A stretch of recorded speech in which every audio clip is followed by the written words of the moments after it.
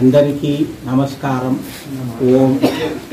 ఇప్పుడు పాడబోవు పాట జీవుడు అంటే ఏమిటి, దేవుడు అంటే ఏమిటి తెలుసుకోవడానికి ఉపయోగపడుతుంది.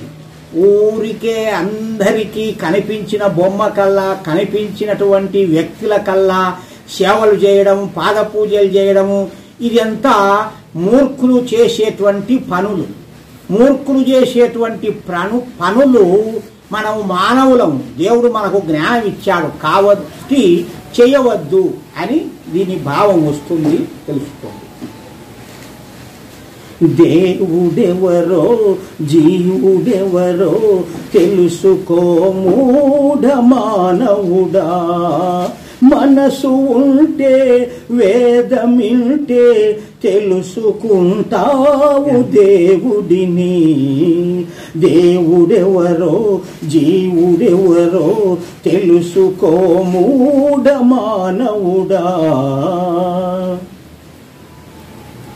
భూమ్యాది రవిచంద్రులను గ్రహలోక నక్షత్రములు అన్ని లోక జీవుల నుంచి పోషించు రక్షణ వసతులను అందించి లోకాలన్నిగాచే దేవుడెంతో తెలుసుకోవే. తెలిసిన నీవే జ్ఞానుడ నీవే. దేవుడెవరో జీవుడెవరో తెలుసుకో మూఢ మానవుడా. ఆ దేవుని సామర్థ్యం ఈ సృష్టి రూపము చేసే ఈ లోకమంతట ఎన్నో తుదిలేని ఐశ్వర్యములు సృజించిన మహనీయత. ఆశక్తి జ్ఞానములెంత విరా అవి తెలియుమురా మన ధర్మమురా. దేవుడెవరో జీవుడెవరో తెలుసుకో మూఢ మానవుడా. ఈ జీవ పరిమితి స్వల్పం, ఆ చేతనం అత్యల్పం. ఆ దైవ బలముతో జీవులని ఈ దేహముల నివసించు. ఆ దైవమెంతో అనంతము, ఈ జీవమెంతో అల్పమురా. ఇది సత్యమురా, ఇది వేదమురా. దేవుడెవరో జీవుడెవరో తెలుసుకో మూఢ మానవుడా.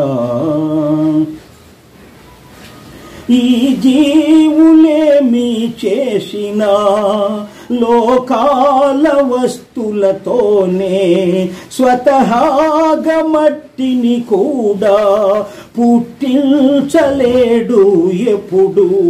ఇటి జీవులను ఆ దేవుడని లోకాన పూజిస్తున్నారు. నిజమెవరినరు తెలుసుకోలేరు. దేవుడెవరో జీవుడెవరో తెలుసుకో మూఢ మానవుడా. కృష్ణ రామ క్రీస్తు మహమ్మదులు, అమ్మలు అయ్యలు సాయి బాబలు, వీరంత జీవులే హితులనుకో. వారెవ్వరికి ఏం చెయ్యలేరు. ఏ మంచి పని చేయించి పుణ్యముని సుదేవుడు ఒకడేగా. ఎప్పుడుండునుగా జీవుడుండడుగా. దేవుడెవరో జీవుడెవరో తెలుసుకో మూఢ మానవుడా. మనసు ఉంటే వేదమింటే తెలుసుకుంటావు దేవుడిని. దేవుడెవరో జీవుడెవరో తెలుసుకో మూఢ మానవుడా. దేవుడు అనగా సృష్టిలో ఒకటే పరమాత్మ. ఈ యొక్క సృష్టిని, లోకాలను, ప్రకృతిని మొత్తము తయారు చేసిన గలవాడు ఒక్క దేవుడు మాత్రమే. మనుష్యులు ఎన్ని తయారు చేసినా కూడా ఈ సృష్టిలో ఉండే ఒక వస్తువును తీసుకొని ఇంకొక వస్తువుగా మార్చగలడే కానీ ఏ వస్తువును స్వతహాగా పుట్టించలేడు. సాధులు, సన్యాసులు వీళ్ళంతా లింగాలు తీశారు, కుంకుమ తీశారు, విభూతి తీశారు అంటాడు. ఎక్కడో ఒకటి వాడి యొక్క పెద్ద పెద్ద చొక్కాలు దొరుకుంటాడు, పెట్టుకుంటాడు, ఇట్లని ఇస్తాడు అంతే తప్ప అదే నిజంగా ఈ మూర్ఖులైనటువంటి మానవులు ఒకరు గుమ్మడికాయ అడగండి వాడు ఇస్తాడేమో, వారి అబ్బతరం గుడి కాదు. ఎందుకని దాన్ని ఎవరు తెచ్చి పెట్టుకోలేడు. కాబట్టి ఇటువంటి తెలివిగా బ్రతకాలి. ఊరికి అది ఇచ్చా, ఇది ఇచ్చా, బూర్ది పోసా, కుంకం పోసా అంటే ఈ మూర్ఖపు శాటాలు. కానీ ఈ లోకాన్ని ఇచ్చినాడు పరమాత్మ మనకు. ఈ భూమిని ఇచ్చినాడు, భూమిలో నీళ్లను పెట్టాడు బ్రతకడానికి, ప్రకృతిలో గాలిని పెట్టాడు మనం బ్రతకడానికి. ఇన్ని రకాలు పెట్టి ఇచ్చినటువంటి దేవుణ్ణి ఇడిచిపెట్టి నానాక ఈ వ్యక్తులను నువ్వు దేవుడు అనుకొని పూజిస్తావంటే ఎంత అజ్ఞానంలో ఉండావో తెలుసుకో.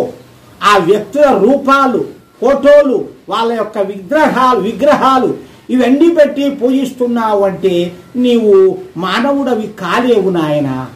ఎంత కాలము ఉండినా కూడా ఎప్పటికీ కూడా అజ్ఞానములోనే ఉంటూ అజ్ఞానపు జన్మలు ఏవి, జ్ఞానము లేని జన్మలు ఏవి, పశుపక్షాది క్రిమికీటకాదుల జన్మల్లో పుడతారు అంతే తప్ప జ్ఞానముతో మళ్ళీ మనుష్యుడుగా పుట్టలేదు.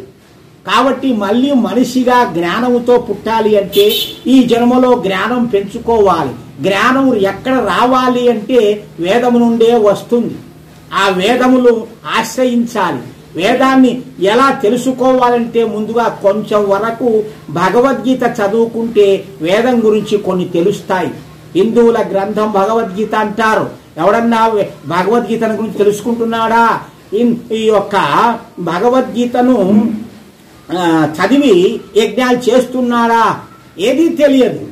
కానీ వాళ్ళు ఇతర మతాల వాళ్ళు వాళ్ళ గ్రంథాలు బాగా వెతుకుంటారు. అంటే ఈ హిందూ అనేవాడు వాళ్ళపాటి జ్ఞానం కూడా తెలుసుకోకుండా మూర్ఖులై బ్రతుకుతున్నారు. ఈ సృష్టి రూపం చేశాడు, ఈ లోకాన్ని పుట్టించాడు. కానీ ఏ మనుష్యులైనా జీవులైనా విగ్రహాలను అంత మట్టిని పుట్టించాయా? ఆలోచించండి. ఒక పిడికెడు మట్టిని పుట్టించాయి, భూగోళాన్ని పుట్టించాడు పరమాత్మ. ఇంత భూమిని పుట్టించిన పరమాత్మ ఎక్కడ? ఈ మూర్ఖులు ఎక్కడ? మానవులు. వీళ్ళను దేవుడు అనుకుంటున్నామంటే తప్పు వాళ్ళది కాదు, మనదే అజ్ఞానంలో పడి కొట్టిమిట్టాడుతున్నాం. కాబట్టి దేవుణ్ణి తెలుసుకోండి అని మనము ఈ వేదము ద్వారా చెప్పగలుగుతున్నాము. ఈ జీవులు ఏం చేసినా కూడా ఇప్పుడు ఈ కృష్ణుడు, రాముడు, క్రీస్తులు, మహమ్మదులు వీళ్ళంతా ఒకప్పుడు ఉండిన వాళ్ళు ప్రవక్తలు అనుకోండి. ప్రవక్త అంటే ఏమని అర్థము? ఆ ఉపన్యాసాలు చెప్పేవాడు, బోధకులు అంతే తప్ప ఈ కృష్ణుడు, రాముడు దుష్టుల కోసం, మంచి వాళ్ళ రక్షణ కోసం ఎన్నో యుద్ధాలు చేసి ఎన్నో గొప్ప గొప్ప కార్యాలు చేసి ధర్మాలను బోధించారు, యజ్ఞాలను చేసి ప్రజలకు ఎన్నో మేలు చేశారు. కానీ ఈ ప్రవక్తలు ఏమీ చేయలేదు. మతాలను పుట్టించారు. ఆ మతాల ద్వారా ప్రజలకు కంటకాలను సృష్టించారు. ఆ కంటకాలతో హింసలను పుట్టించారు. ఎంతో జనాలను నాశనం చేశారు. హింసల పాలు చేసి పాపాలని తయారు చేశారు తప్ప ఈ ప్రవక్తలు అంతకుమించి ఏమీ చేయలేదు. ఇంకా మనం అనుకునేటటువంటి ఈ అమ్మలు, అయ్యలు, బాబాలు వీళ్ళంతా కూడా అంతే. వీళ్ళందరూ కూడా ఒక మనుషులను, నాది ఒక గుంపు, నాది ఈ యొక్క సాయిబాబా గుంపు, నాది ఈ యొక్క అమ్మవారు గుంపు, లేకపోతే నాది ఈ యొక్క ఇది లింగం ఈశ్వరుని గుంపు అని లింగాలు తయారు చేసి పెట్టుకొని ఇట్లా ఎవరి మతాలు వాళ్ళు తయారు చేసుకున్నారు. ఇవన్నీ ఆదిలో లేవు. ఆది నుండి ఉండేది వేదాలు, యజ్ఞాలు. ఆ యజ్ఞాల ద్వారా పరమాత్మ బోధలు వినుచు యజ్ఞాలయములే దేవాలయములు. దేవాలయములు ఇప్పుడుండే విగ్రహాలయములు కావు. అప్పుడు యజ్ఞశాలలు అక్కడక్కడ ఉండేవి. ప్రతివారు నిత్యము ఇళ్లల్లో యజ్ఞాలు చేసేవారు. భగవంతుని ప్రార్థనలు, స్తుతులు, ఆహుతులు ఇవ్వడం, యజ్ఞాలు జరుగుతూ ఉండేవి. దుష్టులు గాని ప్రతివారు యజ్ఞాలు చేసేవాళ్ళు, చెడ్డవాళ్ళు ఎక్కడన్నా ఉన్నా కూడా యజ్ఞాలు చేసేవాళ్ళు. కేవలము దుష్టులు అంటే ఇప్పుడు రాక్షసులు అనే వాళ్ళు ఉన్నారు చూడండి. ఈ రాక్షసులు అనే వాళ్ళు పరమ చెడ్డవారు, వాళ్ళకి ఏ జ్ఞానం తెలియదు.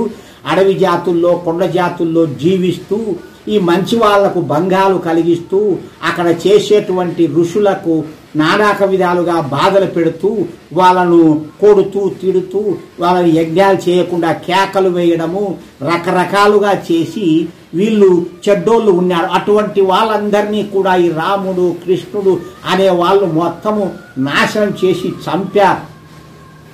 కాబట్టి భారతంలోకి వచ్చాక కూడా చెడ్డ మనుషులు కొంతమంది ఉన్నారు. ఆ మనుషులను కూడా తుదకు భారత యుద్ధంలో చంపారు. అంతేకాని ప్రతివాడు నిత్యము యజ్ఞం చేసి 100 ఏళ్ల కాలం 100కి మించి బ్రతికినటువంటి దాఖలాలు ఉన్నాయి మన ఇతిహాసములలో. ఇది తెలుసుకోవడంలే. మన దేశమే ఒక వేదం, మన ధర్మమే ఒక సనాతనం. మనది మతం కాదు, మన ధర్మమే సనాతనము. అంటే దీనికి ఆది అంతము లేదు అని. అటువంటి ధర్మము మనది మతం కాదు. అగ్ని పునీత సీత అనేటట్టు ఒక కవి చెప్తాడు, నా దేశం అగ్ని పునీత సీత అంటే అర్థమేమి? అగ్నిలో కాలి నిత్యాగ్నిహోత్రాలతో అతి పవిత్రమైనటువంటి మనుషులతో నిండి ఉన్నటువంటిది దేశము అని లెక్క. భగవద్గీత అంటే ఈ భగవంతుని యొక్క గీత సారాంశము నిత్యము పారాయణములు చేసేటువంటి వాళ్ళు ఈ వేద జ్ఞానాన్ని అని చెప్పేటువంటి ఆ దేశము ఈనాడు దిక్కులేని హీనాతి హీన స్థితిలో ఇతర మతాల మీద ఇతర దేశస్థుల మీద ఆధారపడి వాళ్ళు తప్పులు చేసినా వాళ్ళు ఎన్ని హింసలు పెట్టినా కూడా భరిస్తూ బ్రతుకుతున్నారు.